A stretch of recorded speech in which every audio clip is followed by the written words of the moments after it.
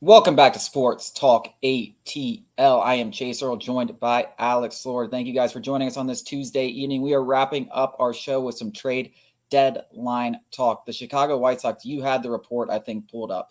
Who is it from? If you could help me out real quick. Yeah, Bob Nightingale. Several veterans in the Chicago White Sox organization have privately expressed that they would welcome a trade, and considering the way they are playing, may soon get their wish.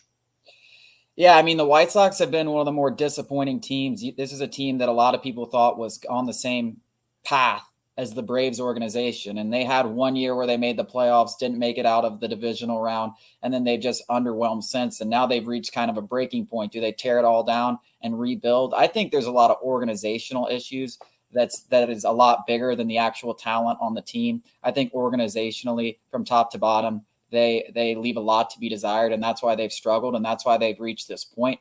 But they do have a lot of guys. It's crazy. They're 41 and 43, or 31 and 43. Should be way out of it, but the AL Central is so bad that 36 and 37 is winning the division, and they're only 5.5 games back. So they might not even end up blowing it up. But I think that's why you see these veterans coming out now and saying, "Hey, this ain't going anywhere. This ain't going anywhere. We're probably not going to come back from 5.5 games.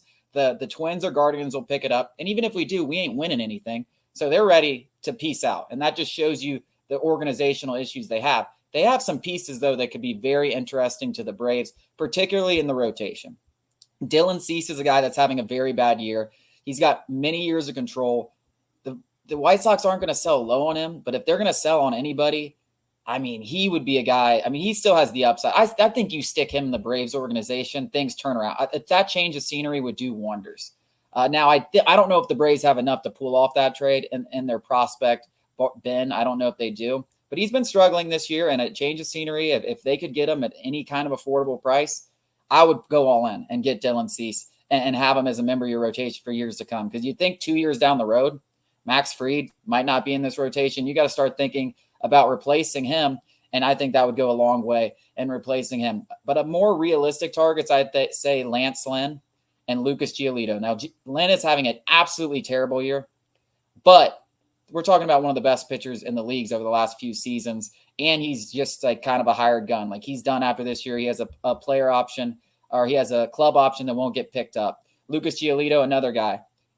Not as good as he once was, still a really good guy. He could be your 4 or 5, 3 in your rotation, and he's another guy that's a free agent. So I think both of those guys are definitely getting traded, but there are some options out there, intriguing options out there from the White Sox if they do end up having a fire sale.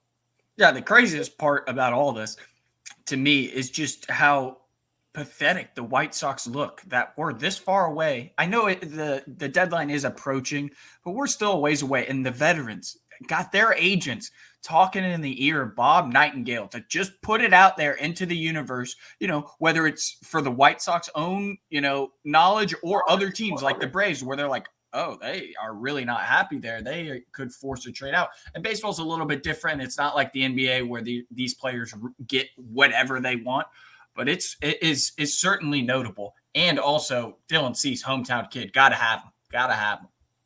Yeah, I mean, I haven't looked up Dylan. I'm sure I'm going to do an article on this soon, but I haven't looked up Dylan Cease's number. He was having a very bad year, but coming into the year, this is a guy we were talking about, one of the best pitchers in American League. His stuff is second. Yeah, his stuff is second to none. I mean, he can figure it out. He's still a young kid. I have all the faith in the world, and I would love to take a buy low shot on him, especially with the way Braves have been able to turn players' careers around.